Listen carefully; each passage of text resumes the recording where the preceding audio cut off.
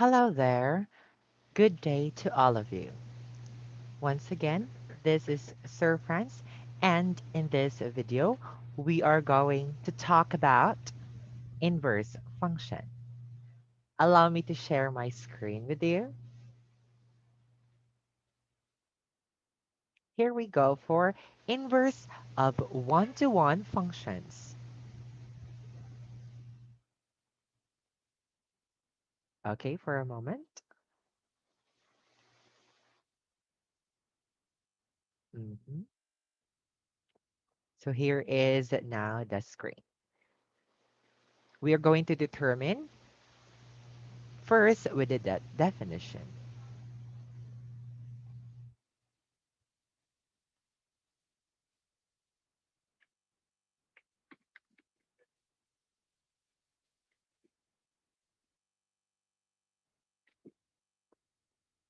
Okay, for a moment.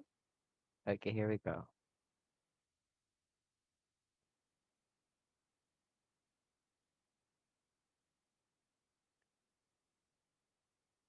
Inverse of one-to-one functions. It is a relation reversing the process performed by any function f of x is called inverse of f of x. This means that the domain of the inverse is the range of the original function and that the range of the inverse is the domain of the original function. Let's start and look at the example here. We have an original function given y is equal to 2x minus 1. Here are the domain and here are the range. For the value of x, you can see it there -3, -2, -1, 0, 1, 2, 3. And for the y values, we have -7, -5, -3, -1, 1, 3, 5. For the inverse relation, what do you think are we going to do? Here is the idea. We are just going to simply reverse the value of x and y or swap them as you can see it here below. For the x, we already have -7 and for y we have -3. As you can see, we interchange it from the original function. Same goes with the other values. So for our value of x, we have -7, -5, -3, 1, 1, 3, and 5. And for the y values, we have -3, -2, -1, 0, 1, 2, and 3. And that's how we are going to find the inverse relation of a certain function. Now let's have inverse one-to-one function. We let f be a one-to-one with domain A and range B, then the inverse of f denotes the inverse of f, or as you can see it here, f, and there is a -1 in the value in our variable x. So it's an upper -1. It is a function with domain B and range A defined by the inverse of f of y is equal to x if and only if f of x is equal to y for any y in B. So to understand further about this definition, a function has an inverse if if and only if it is one to one. Take note for this word, one to one function only, and no and nothing else. Inverting the x and y values of a function results in a function if and only if the original function is one to one.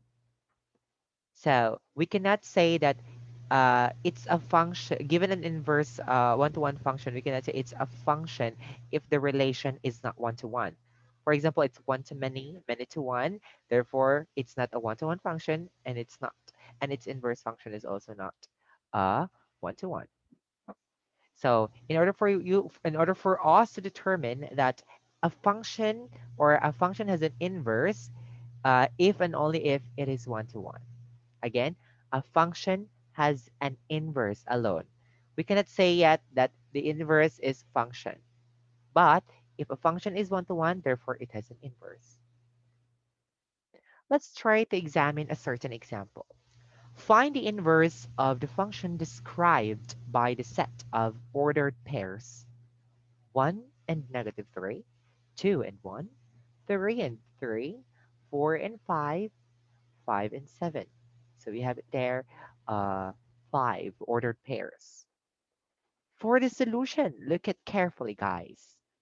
Switch the coordinates of each ordered pairs. So what do we mean by switch? For 1 and negative 3, we switch them. So that will turn to, here it is. For the original, that's 1, negative 3, 2, 1, 3, 3, 4, 5, and 5, 7. For the inverse function, it's negative 3, 1, 1, 2, 3, 3, 5, 4, and 7, 5. As you can see, we interchange 1 and negative 3 here in our inverse function. Same goes with this coordinates or with this ordered pair. 2, 1, for the inverse function, we have 1, 2. 3, 3, it's the same 3, 3 because they're both 3. And for 4, 5, we have 5, 4. And for 5, 7, we have 7, 5. And that's how easy it is. But how are we going to find the inverse of a function? We have steps in finding the inverse of a function, starting with number 1, replace the function or f of x by y. Again, replace. Next, interchange x and y. So when you're done replacing, you're ready to interchange the variable x and y. Next, solve for y in terms of x. And lastly, replace y by the inverse of f of x, or the inverse of the function. Let's start with an example. Here we go. Find the inverse of the following one-to-one functions. Let's start with example number 1. Okay, we have 4 steps to follow. Step 1, we replace f of x to y. Okay, as you can see here, it's already replaced. Step 2, we interchange x and y. As you can see, we have y here and x here. When we interchange, x will be interchanged here and y will interchange here. Or x will be replaced here and y will be replaced here, as you can see it here in step 2. As you can see, x is already here and y is already here. And that's how we interchange them. Step 3, solve y in terms of x. So we solve for the value of y. That's what it means. So we have it here. X plus 4 is equal to y. So that's the value. And therefore, we are ready to replace it. For our y, we replace it by the inverse function, or f raised to the power of negative 1 of x, if that's how you read it. But we read that one as the inverse function of x. Again, the inverse function of x is equal to x plus 4, and that is our answer. Number 2, given f of x is equal to 2x plus 3, we follow the 4 steps again. Step 1, we are going to replace f of x to y. And after that, interchange our x and y. As you can see here, x, okay, y, okay. That's how we interchange them. Just switch their places, regardless of its value or negative value. So x here, okay, when you replace it, it will still be x. Y here, it will still be y. Next, we are done interchanging them. Step 3, we need to solve for the value of y in terms of x. So we have now x minus 3 is equal to 2y. How did I do that? Applying the subtraction property of equality. As you can see here, we have plus 3. So we need to subtract 3 on the left and subtract 3 on the right. So we have it here below. X minus 3 is equal to 2y. After that, find the value of y. We need to cancel out the numerical value beside y, which is 2, by dividing both sides by 2. Divided by 2, divided by 2, and we're ready to find the value of y. So in this case, we have y is equal to x minus 3 all over 2. And after that, since we have the value of y already, we replace it again. We are going to replace y by the inverse function of x. So we have it here below. We have it here below for step 4. The inverse function of x is equal to x minus 3 over 2. Number 3. Given g of x is equal to x cubed minus 2. If you're asking, sir, in our step, we only have it there. Replace f of x to y. It does not limit to any variable that would represent the function. Remember, f of x, the f there represents the function of x. Here, the g represents the function of x also. So it's g of x.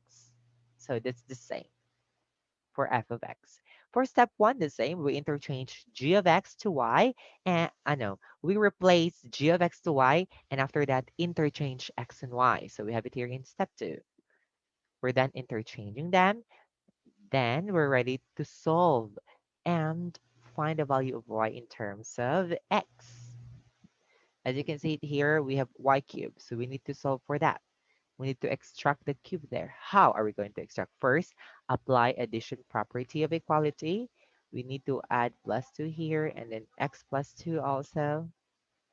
And you can see it here below. That's y cube, and you have it here x plus 2. And after that, we extract the cube by uh, extracting the cube. We need to raise it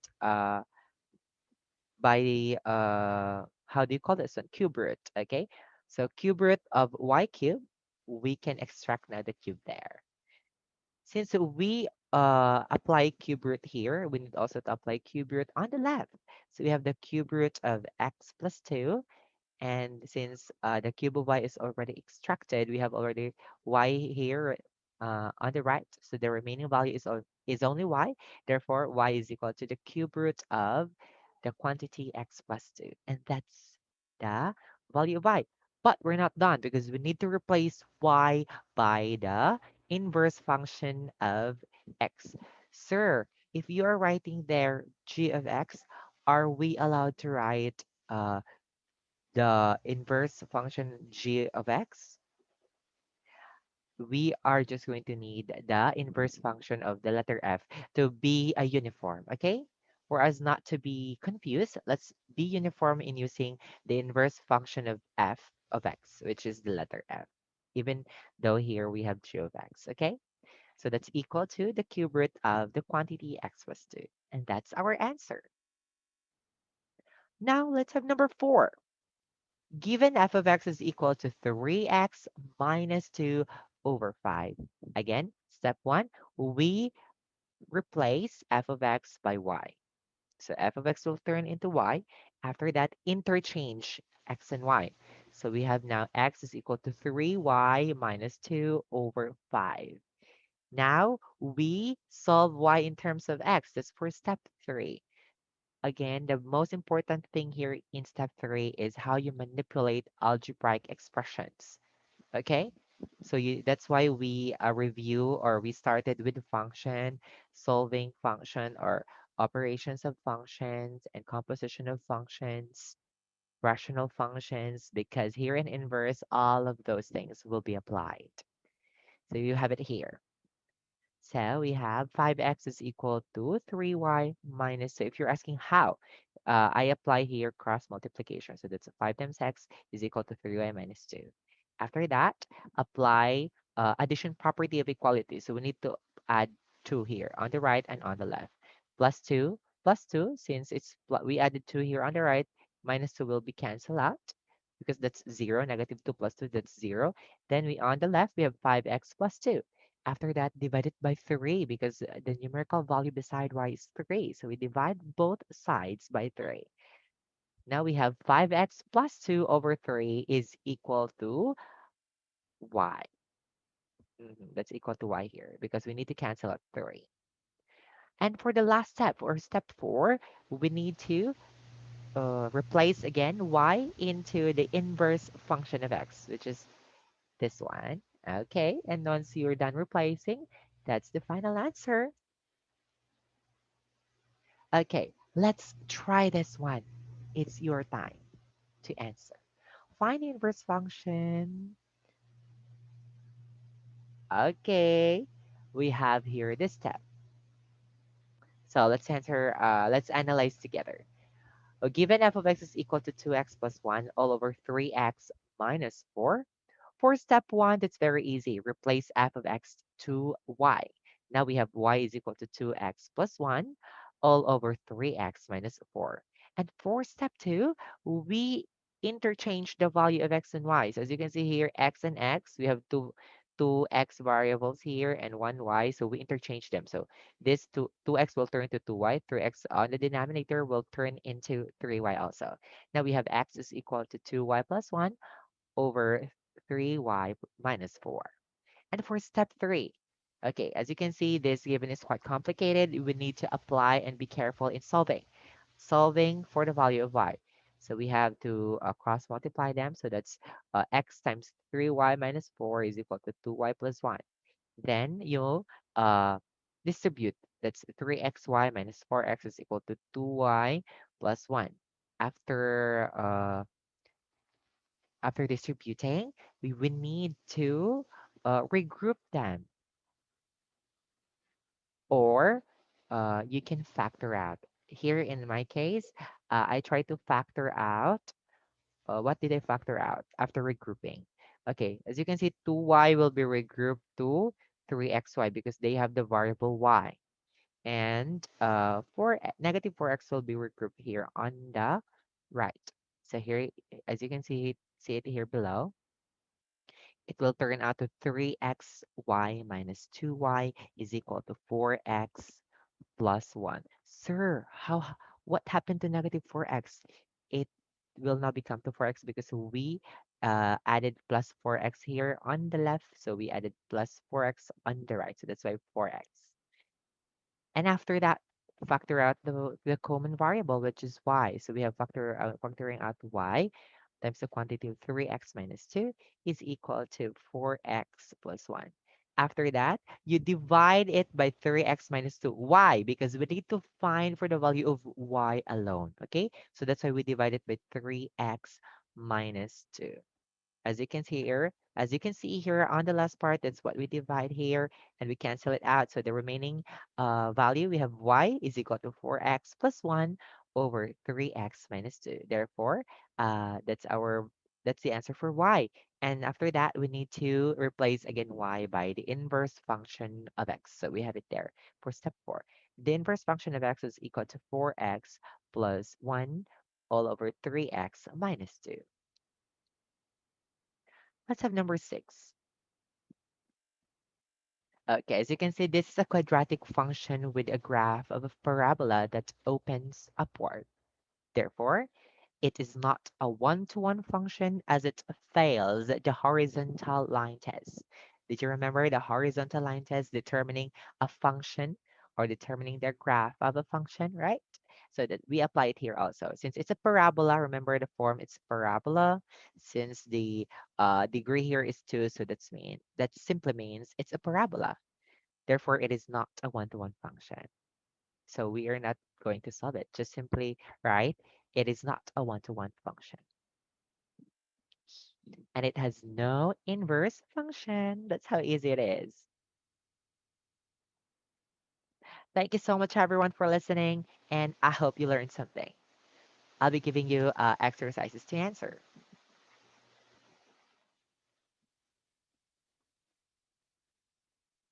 See ya.